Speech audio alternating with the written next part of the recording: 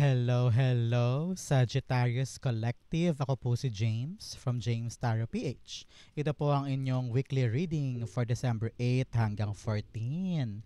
So mga Sagittarius, let's begin. Inhale and exhale. At the center of your reading, you have the Nine of Wands. Beautiful.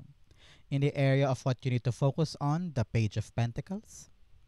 In the area of what you need, you have, wow, the Nine of Cups. Wish fulfillment ito. So, since birthday mo this week or sa mga Sagittarius dyan na birthday season ito ay chance mo na para mag-wish. So, go on, make a wish. It will be granted for you. Congrats po. In the area of what's affecting your current energy, meron po kayong the Six of Wands. Beautiful. In the area of your near future, you have the Five of Swords. In the area of your challenge for the week, meron po kayong Judgment card. In the area of your fortune, you have the Hanged Man. Beautiful, beautiful. In the area of your divine messages, meron po kayong the Six of Pentacles. Wow! Meron kang 6, 6, and 9, 9. Mamaya pag-usapan natin yan. At ang outcome nyo po for the week, ito po yun Sagittarius. Mamaya sabay-sabay natin siyang bubuksan at the end. But first, Sagittarius, thank you po muna sa mga donations po ninyo. Saka po sa mga hindi nag-i-skip ng ads. Yan lang po yung only way to support me every time po na meron tayong free reading for Sagittarius dito sa ating channel. So, thank you po for not skipping the ads. So, at the background of your deck, meron po kayong the Eight of Pentacles. This week, talagang matrabaho ito. Kitang-kita ko yung busyness mo. Because things are getting better. Pagdating sa trabaho, pagdating sa inaasikaso, pagdating sa pinagpapaguran mo. Okay? Kung ano man yan, maaaring negosyo, career path, project, or talagang trabaho, no? Nakita ko rito na whatever you're working on this time, it will be better. Okay? Nakita ko rito na maging seryoso ka sa kung ano man yan para once and for all, maplansya na, matapos na, maging okay na yung mga gusot-gusot. Okay? This is the right time for you to exert more effort. Okay? Partneran natin to ng card of the week, connections. Stay connected with others, nature, and the universe.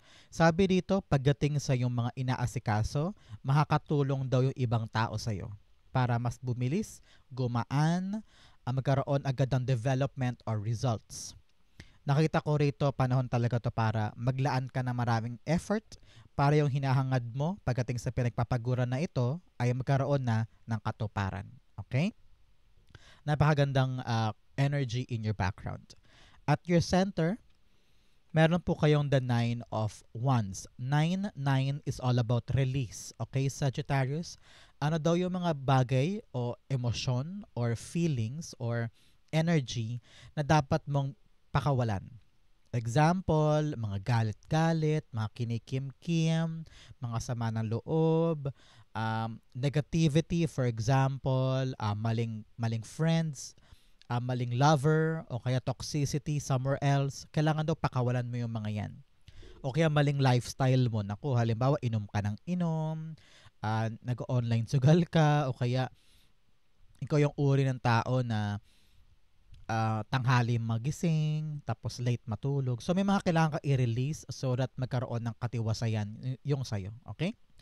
With the Nine of Wands here, nakita ko rito na yung hard work mo will be paying off. Okay? Both cards are telling me of your dedication, motivation, at kaseryosohan pagdating sa mga inaasikaso mo. Para sa pamilya, para sa career growth, para sa permanenteng trabaho, parang ganyan. So, naging masipag ka. Naging, nagsakripisyo ka ng maraming beses kasi gusto mong ibigay lahat ng makakaya mo for the family or for your future. Kaya ginagawa mo ang lahat para umasenso or gumanda ang lagay mo at maging permanente lahat sa buhay mo. Ano? And here nakita ko na time na to for you to earn the good result. For example, promotion, kilalanin ka, maging kung dati contractual, ngayon ano ka na, permanente na, no?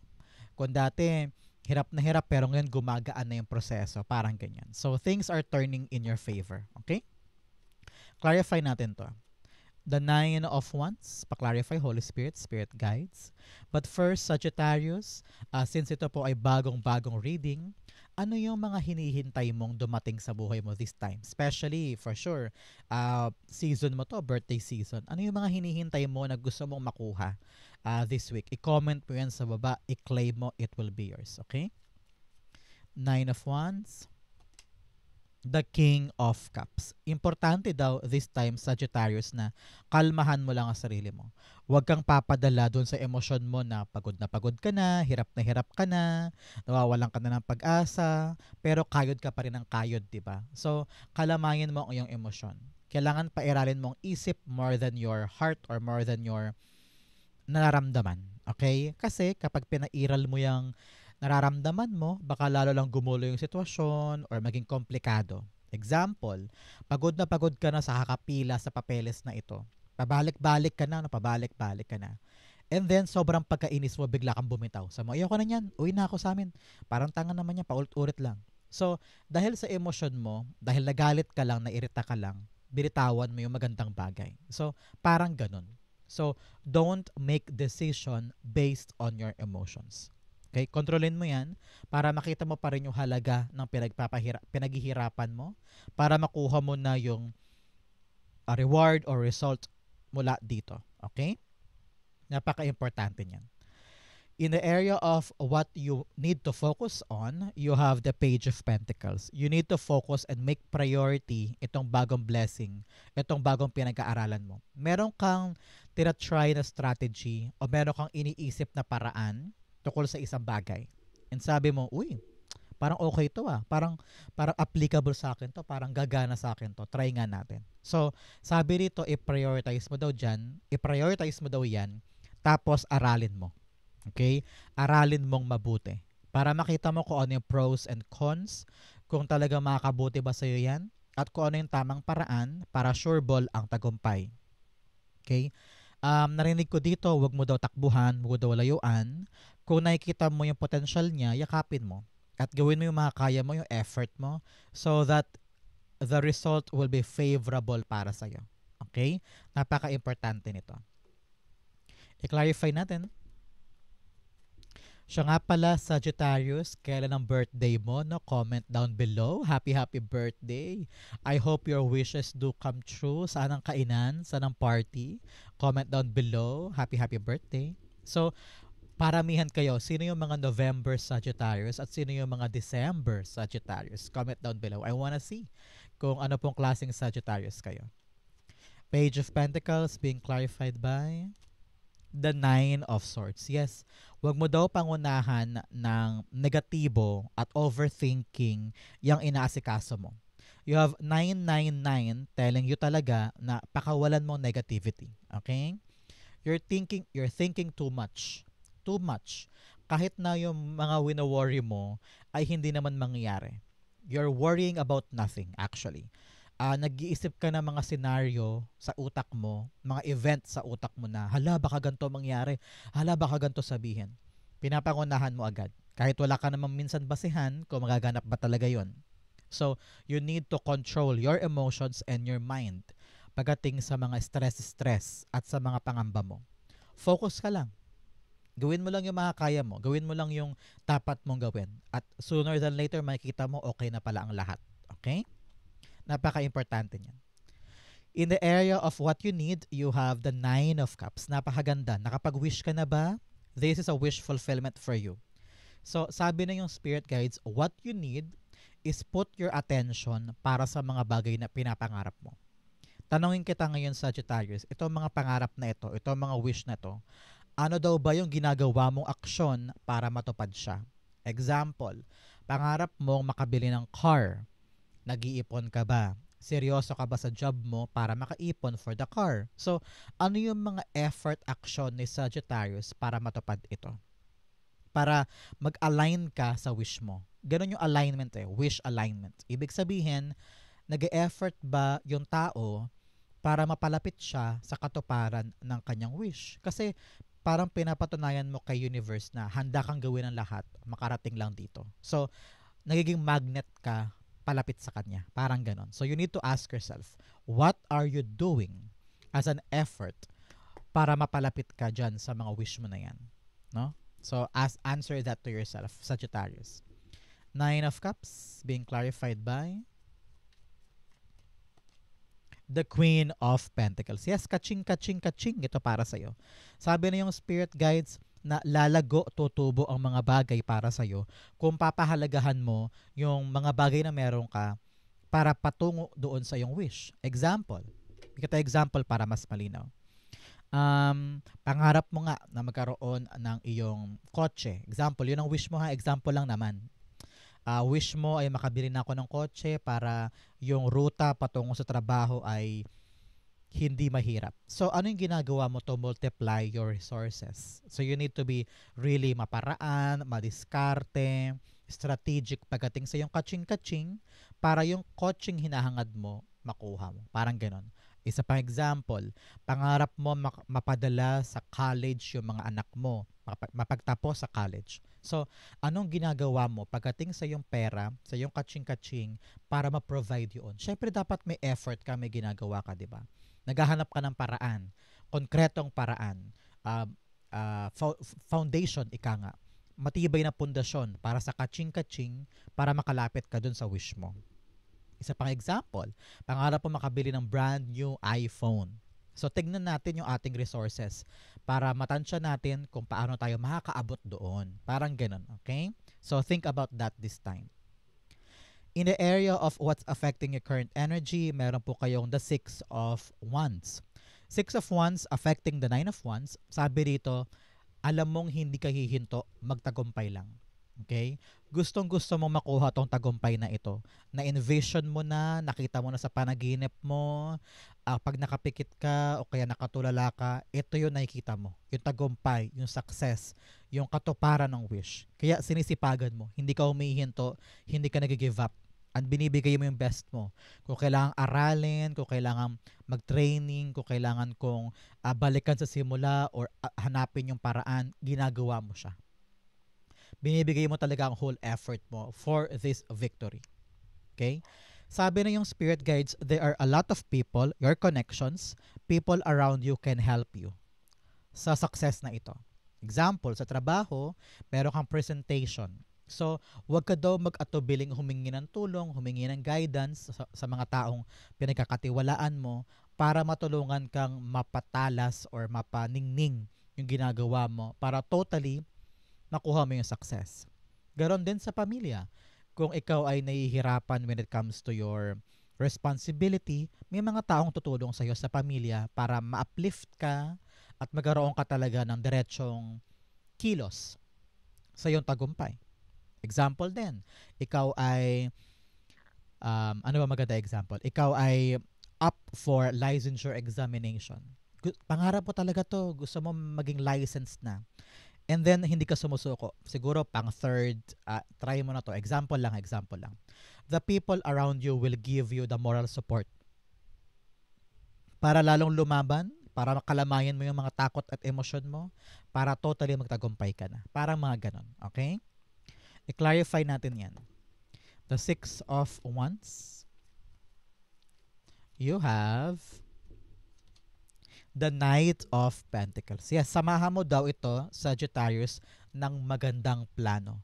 Konkretong plano, konkretong ideas. Kailangan nakalatag yan, nakaplansya, doable, practical practical, attainable, at kayang-kaya mong gawin.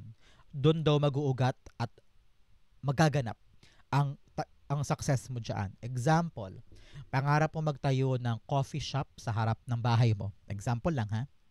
So, kailangan talaga yung iisipin mong plano ay practical, nakadikit sa yung budget, nakadikit sa yung abilities, nakadikit sa yung kakayanan. Kumbaga, para kung ano man itong actionan mong plano, sigurado ang tagumpay, walang antala. Okay?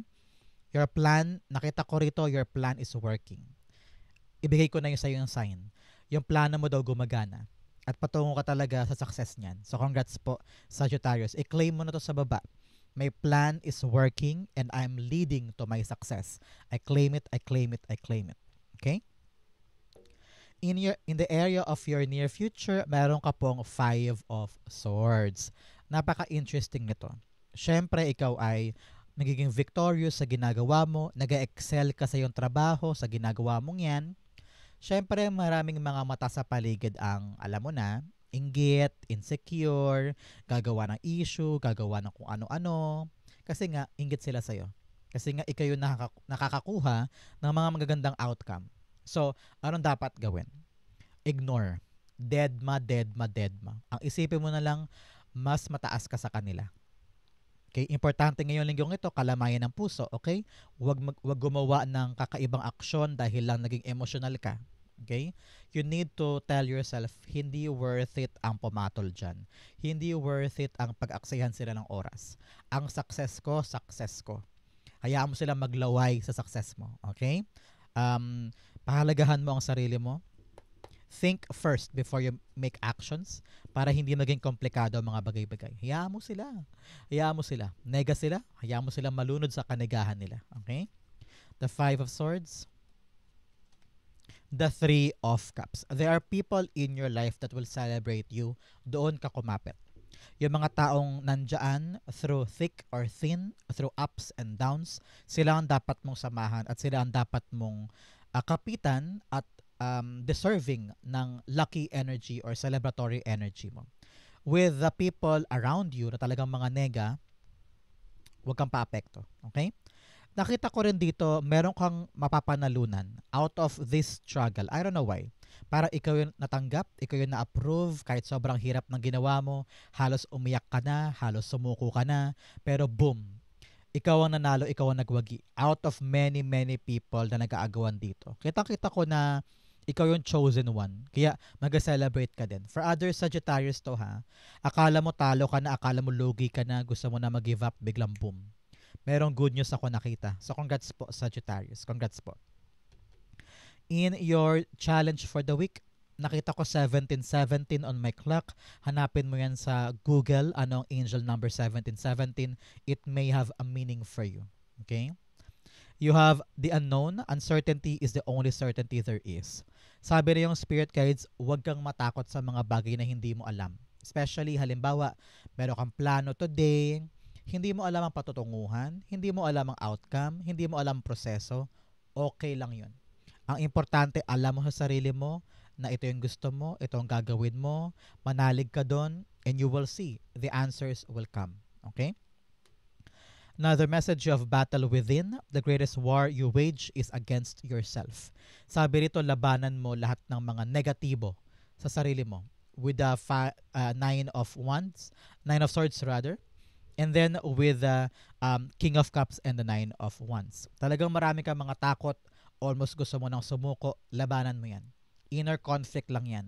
If you can push yourself forward at malabanan mo tong mga tug and pull sa puso mo, sa isip mo, you will succeed. Okay? In your challenge, you have the Judgment card. Kailangan mo daw may ma-realize ka this time. Ma-realize ka tungkol sa mga mali sa paligid. So, this week, Sagittarius, kapag meron ka napapansin, meron ka nakikita na parang, uy, parang mali yun na. Parang, ano ibig sabihin nun? Kalkalin mo. You deserve to know the truth about something or someone. Kapag meron kang nararamdaman o nakikita, pakinggan mo. Huwag mong i-ignore. And seek for the truth. Kapag nakita mo yung truth, magiging madali sa yung actionan yan para maitama mo pa. Example, sa isang karelasyon or kapatid or anak, meron silang tinatagong issue sa'yo. So, kailangan mo malaman yan kasi deserve mo yun. Kasi part ka ng family, di ba? So, para makakontribute ka dun sa issue, makapag-offer ka ng solusyon, parang ganyan. So, nakita ko rito na go with the truth and find it. Okay? Para sa ibang Sagittarius naman dyan, nakita ko rito na isurrender mo na kay God yung mga bagay-bagay. Lalo't higit yung mga bagay na hindi mo kayang ikontrolin. Okay? For example, hirap na hirap ka sa work and hindi ka naman pwedeng umalis dyan, di ba? Dahil trabaho yan. So, isuko mo na sa Kanya yung mga bagay na hindi mo kayang kontrolin and you will see, nagagabayan ka niya. So, don't force things, don't control things, let God direct it for you. At makinig ka sa mga sign, sa mga angel number, sa mga panaginip mo, sa mga song lyrics na bigla ka naapektuhan. Listen to those things and take it to your heart para makita mo yung mensaheng gustong ipaabot sa'yo ng yung spirit guides. Okay? I-clarify natin to. Alam mo, narinig ko meron ka rin daw pilit na iniiwasang bagay na dapat na aksyonan. Example, um, ano ba maganda example?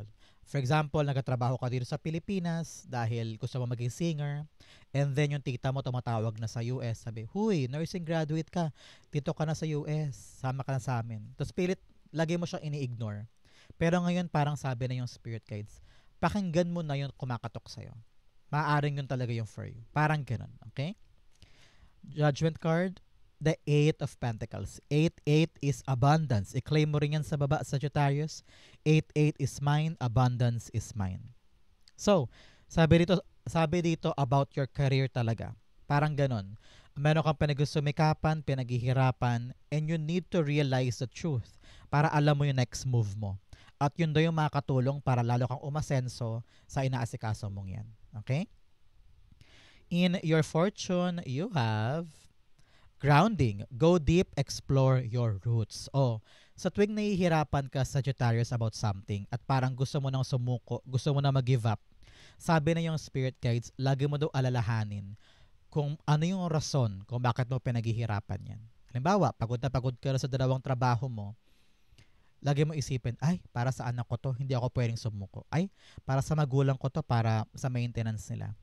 Ay, para sa utang namin to, hindi ako pwedeng mag-give up. Parang ganun. So, find that grounding, find that roots, para lalo kang tumapang, lumakas, para magpatuloy pa sa buhay. Okay? You have the first light, beginning a new cycle. Sabi ko nga sa inyo, may biglang darating good news about something. Kaya itong isa pang push ang magpapatuloy sa mga bagong bukas na pintuan.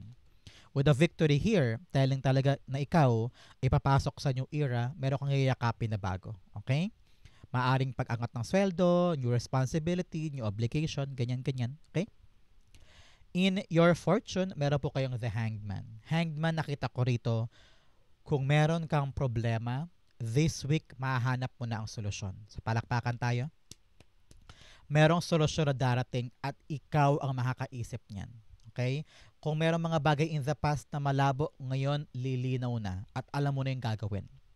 Para sa iba, sa ibang Sagittarius, nakita ko rito, wala ng delay. Kung meron kang inaasikaso, nilalakad, pinoproseso, ngayong linggong ito, wala ng harang dyan. Going smoothly na, wala ng hadlang. So, congrats po. Okay? This is good for you. Aandar na yung dapat umandar.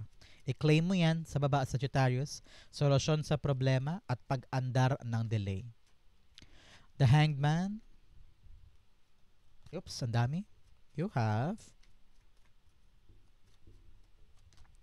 the page of wands. Yes, sisigla ka ulit. Parang may darating na good news mula sa mga naantala, sa mga pagka-stuck mo, no? Talagang may stuck energy. Biglang boom, nagkaroon ng magandang resulta, magandang outcome, or a new opportunity na nagbukas, kaya dire-diretso na ito.